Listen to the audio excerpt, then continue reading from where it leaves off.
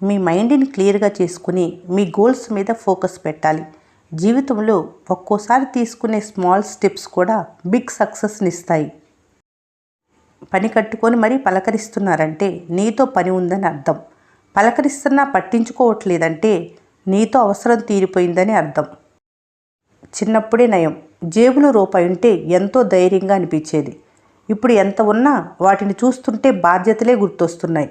ఒకప్పుడు రూపాయి ఇచ్చిన ధైర్యం ఇప్పుడు నోట్లు ఇవ్వలేకపోతున్నాయి. మేము చేయలేము అనే అపనమ్మకం తీసేయండి. తలుచుకుంటే ఏదైనా చేయగలమనే నమ్మకంతో ముందుకు వెళ్ళండి. ఖచ్చితంగా విజయం మీదే. ఒక్కసారి ఫెయిల్యూర్ వస్తే ఒకే చోట ఆగిపోకూడదు. పరిగెత్తకపోయినా నిదానంగా అయినా మీ లక్ష్యం వైపు వెళ్ళండి. ఎవరైనా లైఫ్లో వెళ్ళాల్సింది ముందుకే కానీ వెనక్కి కాదు. మీ వాల్యూ ఎదుటి వాళ్ళకి చూపించడానికి ఫోకస్ చేయకండి. మిమ్మల్ని మీరు ఇంప్రూవ్ చేసుకోవటానికి ఫోకస్ చేయండి. ఆటోమేటిక్గా జనాలకు మీ వాల్యూ తెలిసిపోతుంది. ఇతరుల గురించి ఆలోచించడం కాదు, నీ గురించి నువ్వు ఆలోచించుకోవాలి. ఎందుకంటే ఇతరులు ఎవరు నీ గురించి ఆలోచించరు కనుక. అన్నీ గుర్తుంచుకోవాల్సిన అవసరం లేదు. దానివల్ల మెంటల్ ఎనర్జీ వేస్ట్ అవుతుంది, మతిమరుపు కూడా వస్తుంది. కొన్నిటిని ఫోన్లో నోట్ప్యాడ్లో నోట్ చేసుకుంటే కొంత ఒత్తిడి తగ్గుతుంది. ఒక టాలెంట్ ఒక్కటి ఉంటేనే సక్సెస్ రాదు. ఎన్నిసార్లు ఫెయిల్ అయినా సరే మళ్ళీ ప్రయత్నించటం అనేది ఉండాలి. అప్పుడే విజయం వస్తుంది. పరిస్థితులు మీకు అనుకూలంగా ఉండాలంటే అవి ఎదురు తిరుగుతాయి. మీ ఆలోచన వాటికి అనుకూలంగా మారితే అవి మీకు అనుకూలంగా మారతాయి. మీ ప్రవర్తనతో అందరినీ దూరం చేసుకున్నాకే తెలుస్తుంది. మాటలతో చేతలతో మనుషులపై గెలవచ్చు కానీ వారి మనసులు గెలవలేవని. మనిషి తన జీవితంలో ఎదుర్కొన్న కష్టాల నుంచి నేర్చుకున్న పాఠమే అతని మౌనం. ఉపాయాన్ని ఆలోచించినప్పుడే రాగల అపాయాన్ని కూడా అంచనా వేయగలగాలి. జీవితంలో ఏది ఎదురొచ్చి మీకు ఇవ్వదు, మీరే ఎదురెళ్ళి తీసుకోవాలి. బాధ నుంచి సంతోషమైనా, ఓటమి నుంచి గెలుపునైనా. మొదటి నుంచి ఎంత వేగంగా పరిగెత్తామన్నది కాదు, అందరికన్నా ముందు ముగించావా లేదా అన్నదే ముఖ్యం. ఓటమిని చూసి భయపడేవారు ఎప్పుడూ గెలవలేరు. ఓటమిని పాఠంగా నేర్చుకున్నవారు లక్ష్యాన్ని సాధిస్తారు. మీ పొరపాటును ఎవరైనా వేలెత్తి చూపితే ఆగ్రహించకు. మీ మేలు కోరేవారు ఒక్కరైనా ఉన్నారని గ్రహించు.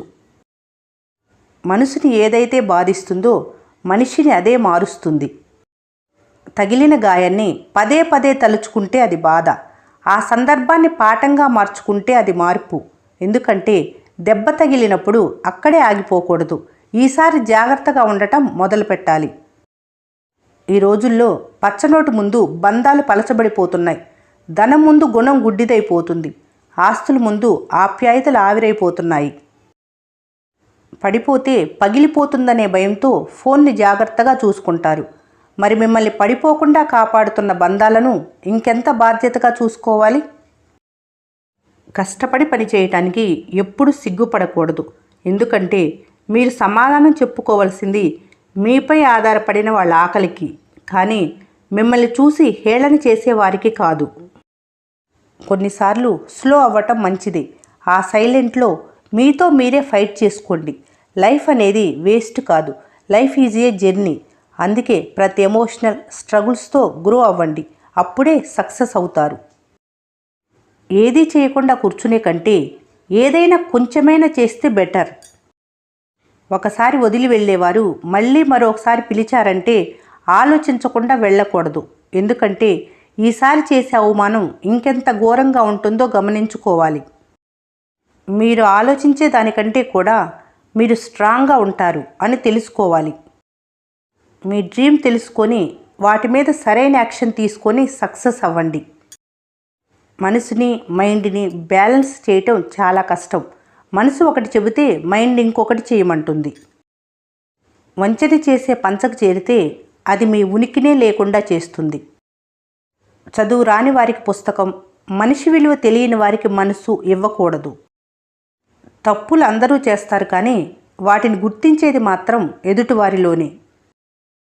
ఈ వీడియో మీకు నచ్చినట్లయితే మన స్నేహ ఛానల్ని లైక్ చేయండి, సబ్స్క్రైబ్ చేసుకోవడం మర్చిపోకండి. Thanks for watching.